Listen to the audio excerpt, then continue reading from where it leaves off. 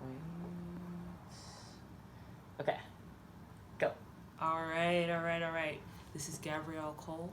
I am here with my second video about BASIC. In my experience, I'm a member of the Illinois National Guard. So basically, for the Illinois National Guard, you go through the same training process as the regular Army, but at the end of your time in BASIC and then subsequently AIT, you just go back to your home station, which is whatever state you're from. So right now, in my previous video, I talked about what reception is going to be like and what that process is like. So now I want to get straight into the actual meat of BASIC, specifically red phase, which is the first phase of BASIC. So what's going to happen is I'm going to talk about these 5 things that I think are most important, and you can post your comments or questions below and I'll try to answer them as they come in. The first thing that's going to happen is you're going to have a sergeant pickup. So your drill sergeant is going to pick you up from reception. So the way it works is reception. So I went to reception at Fort Leonard Wood. So Fort Leonard Wood has a building where they hold reception, right, which is where you do all your paperwork, and then they have your actual barracks for basic training, right? And they're in 2 different locations. So what's going to happen is after you finish with reception, the sergeants there are going to give you your phones back, and you're going to be able to make a phone call. Sometimes that's what happened for us, right? I don't know if it'll happen for you. I don't know if it happens at every base, but they allow you to have your phone back. You can make a phone call. I snuck into the bathroom, made some extra phone calls. I would advise doing that if you have someone that you want to talk to. If you don't, then I guess it doesn't matter.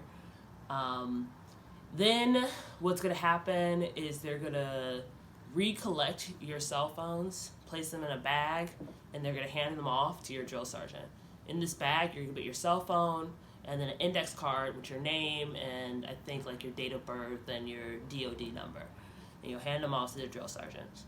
And then what's going to happen is you're going to have a book bag on your front, like a little green duffel, and you're going to have a book bag on your back, another green duffel, and you are going to be marched out of reception, and they're going to place you, at least at Fort Leonard Wood, on this kind of like patio area. It's going to be shaded, and you're going to stand in single file line. And what's going to happen is you're going to hold up your CAT card, right? So your DOD CAT card, and I think your dog tags, and they're going to go through each and every one of you and check to make sure you're there, get 100% accountability. And then your drill sergeants are going to file you onto a bus. I think it's just you. I think it's just you and like one of your bags. I think the other bag they put on so you only have one bag on your front, possibly. Although I can't 100% remember. But in any event, nothing is really going on during that period. It's not that stressful per se. I mean, you can't talk, obviously, but no one, it's not like the drill sergeants are screaming at you, yelling at you.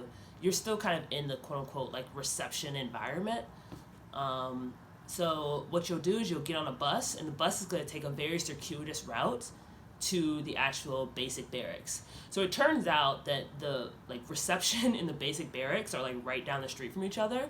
But when you get on that bus, they're going to bus you around for about 15 to 20 minutes. So it feels as if you're in a completely different location, right?